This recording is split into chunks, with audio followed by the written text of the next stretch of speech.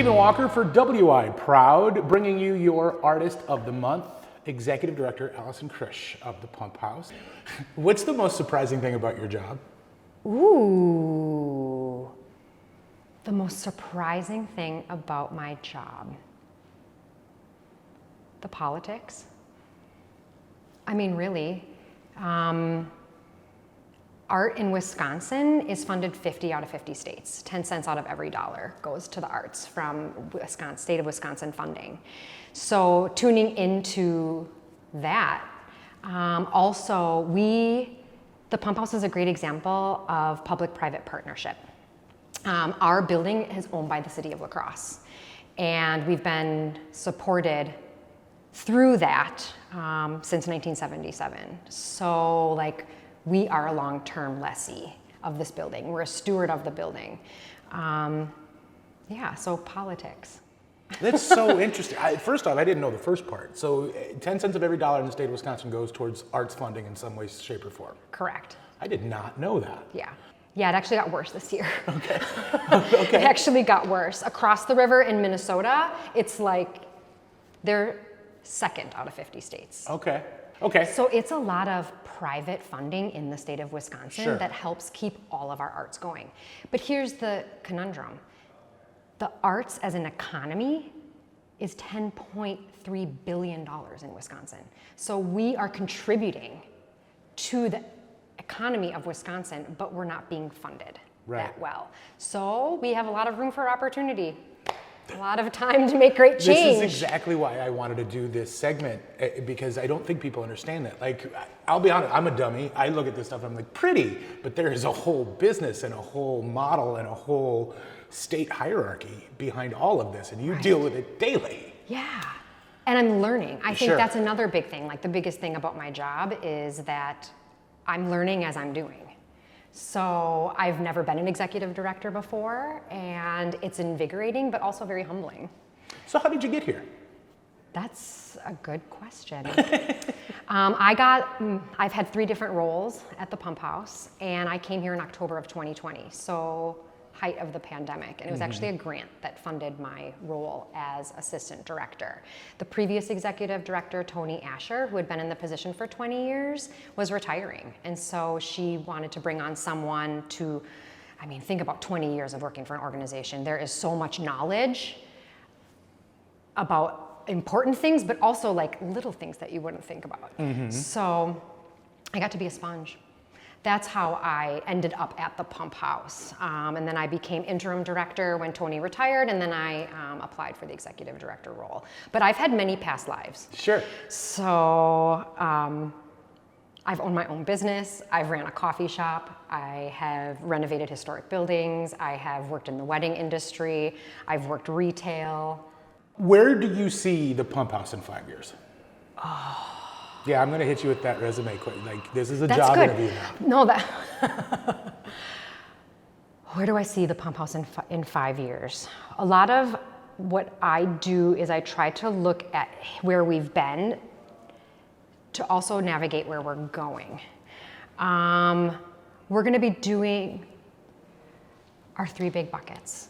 We have performing arts, we have visual arts, and we have arts education. And that is the pillars of how the Pump House was built, and it was built by artists for artists. It was artists that found this building and turned it into a nonprofit arts center in 1977, and it's artists for the love of the craft and art supporters who want to see that mission keep going. That's gonna get us 5 years, 10 years, 20 years. We're always gonna be a steward of the historic building. I think that the Pump House is the Pump House. I see us branching into the community a lot. We are working really closely with UWL, downtown Main Street, Viterbo, even our neighbors that do the same thing that we do, some like La Crosse Community Theater. There's enough for everybody. We have to have an abundance mindset in the arts. We all have to work together to move further. So that's where I see the Pump House. But it's not just an Allison thing. There's a board of directors. There's 300 volunteers a year that keep this organization going. So it's a collective vision as well. 100%. Yeah.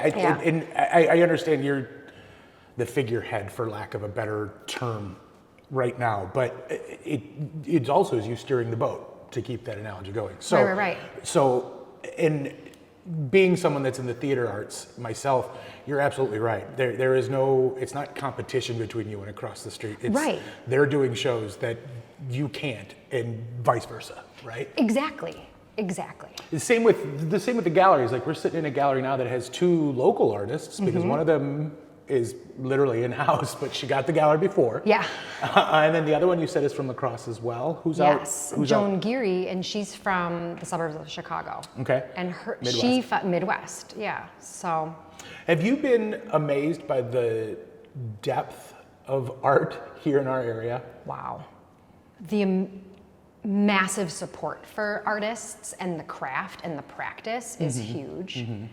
Yeah, but we live in a very generous community, and that transcends the arts too. That's in many different areas. I mean, it's youth, it's mental health, it's wellness, but the arts, we express ourselves in the arts to get through hard topics like that are a community topic, for lack of a better word. And inclusion. Talk a little bit about the Dios de los Muertos.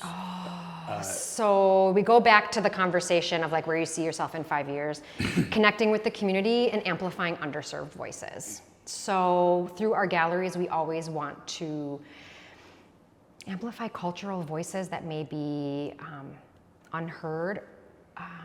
So we had the Mexican Folk Art Collective, and we actually met Gabriela Marvan, who created the collective through Artspire.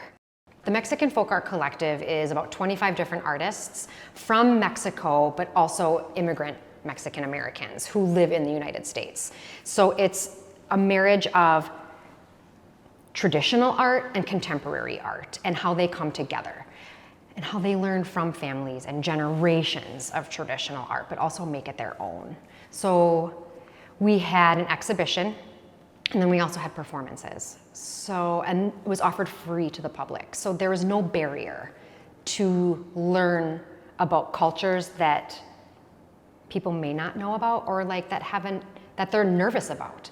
I mean, Dia de los Muertos is the Day of the Dead, and it has a connotation of dead because it's in the title. But really what it is celebrating our ancestors who have passed and keeping their memories alive. And it's a day when we create altars and we put marigolds on the altar so our loved ones who have passed can smell the flowers and come and visit.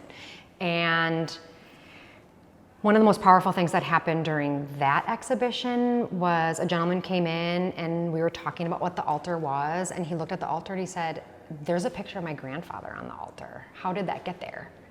And I said, "Someone from your family or someone that was touched by your grandfather in life came to honor him." I mean, That's crazy. it's wild. Yeah. On the flip side, we had a little guy come in and he was really nervous around all of the skulls. So that is breaking down barriers of perception, even as young as 5. I also love that it was a learning experience for everybody. I mean, there are so many cultures that make up La Crosse. You could probably do that with 15 different cultures as well. Yeah. But it was like I could tell that you learned something from, you know exactly what they were doing and what was going on. That's the beautiful part about it too. Well, and I think that's what's important. Like, we all can continue learning and unlearning. We have unconscious biases, and the more that we learn and unlearn, the more connected we are as a community.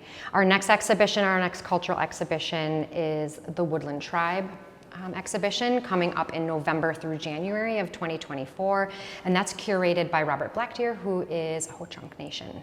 So I think it's important for the individuals who identify with the culture to they're curating it. It's not me as a white woman and my take on it. So amplifying others so their voice is heard. Yeah, I think that's important that you say that too, because it would be one thing, lip service, very much so, if you were just like, here's some Native American art that I curated, you know, or whatever, but handing over the galleries to what's that your culture, vision? What right, do exactly. you want to highlight? Who are the people in your world?